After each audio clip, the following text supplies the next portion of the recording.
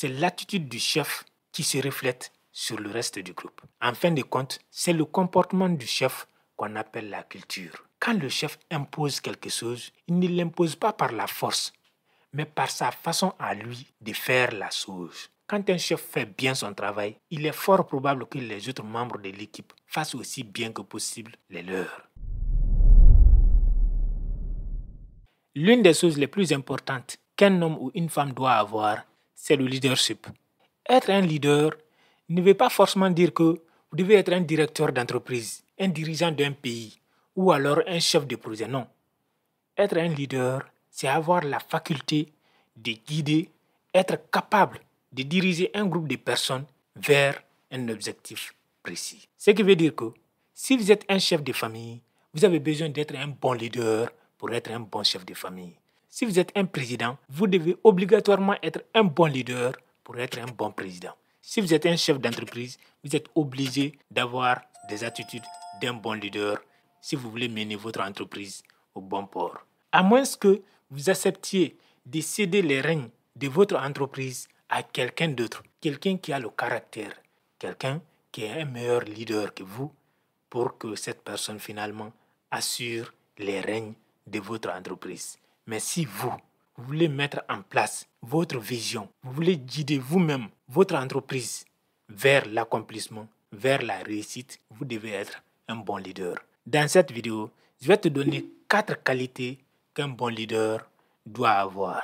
La première, c'est la communication. Pour être un bon leader, vous avez besoin de communiquer. Vous avez besoin de communiquer avec les gens que vous voulez guider. Si vous n'êtes pas capable de bien communiquer avec les gens, vous ne pouvez pas être un bon leader.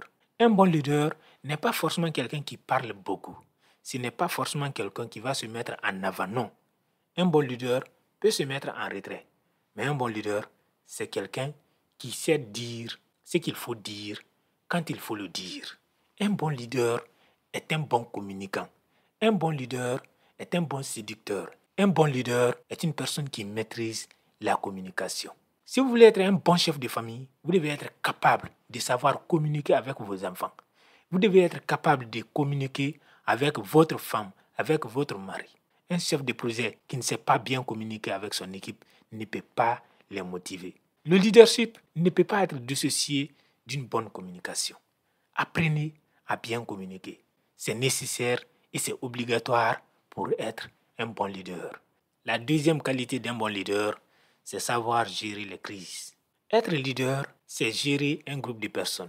À chaque fois qu'on va mettre ensemble un ensemble d'individus, que les objectifs soient les mêmes, que nous soyons unis pour les mêmes causes, que la lutte soit commune ou non, qu'il y ait des conflits d'intérêts ou non, il y aura toujours des tensions dans le groupe. Les êtres humains sont faits ainsi. Votre rôle en tant que chef, c'est de savoir concilier et réconcilier ces différentes personnalités, ces différents égos pour les faire converger vers une même destination. Si vous n'êtes pas une personne capable de gérer les moments de tension, si vous n'êtes pas convaincant, si vous n'êtes pas capable de gérer les crises, vous ne pouvez pas diriger un groupe de personnes.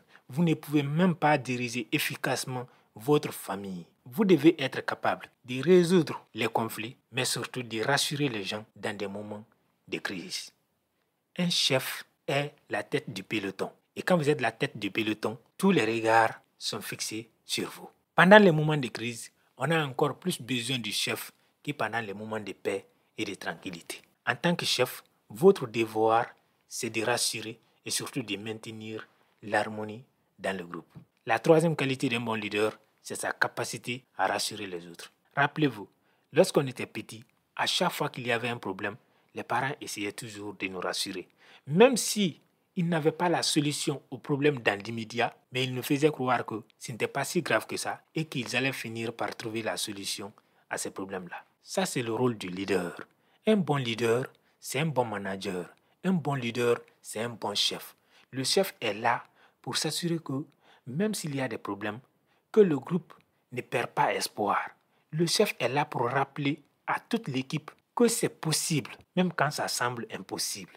Le chef doit maintenir les gens dans la confiance. Quand les autres ont envie d'abandonner, c'est au chef de trouver des ressources, de trouver les bons mots, de trouver la bonne formule pour remotiver, pour redynamiser l'équipe. Si vous êtes le chef, mais que dans les moments de doute, vous n'êtes pas capable de rassurer les gens, si votre équipe ne peut pas compter sur vous dans les moments d'incertitude, c'est que vous n'êtes pas un bon leader.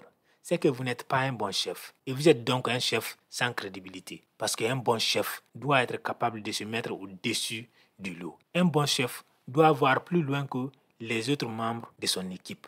Peu importe le type de groupe que vous gérez, que cela soit votre famille ou une équipe professionnelle, vous devez être capable de montrer la voie.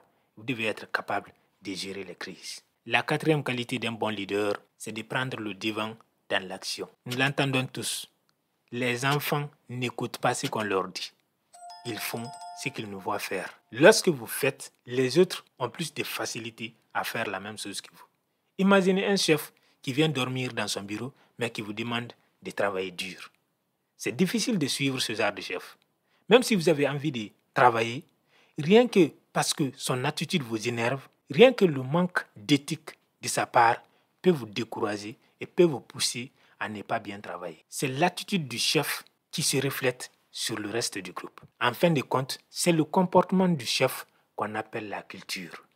Quand le chef impose quelque chose, il ne l'impose pas par la force, mais par sa façon à lui de faire la chose. Quand un chef fait bien son travail, il est fort probable que les autres membres de l'équipe fassent aussi bien que possible les leurs. Parce que tout le monde regarde la personne au-dessus de soi. Quand la personne au-dessus de toi fait très bien ce qu'elle fait, c'est que tu es obligé quelque part de donner le meilleur de toi-même. Donc un bon leader ne peut pas se contenter de donner des ordres. Un bon leader est censé donner l'exemple.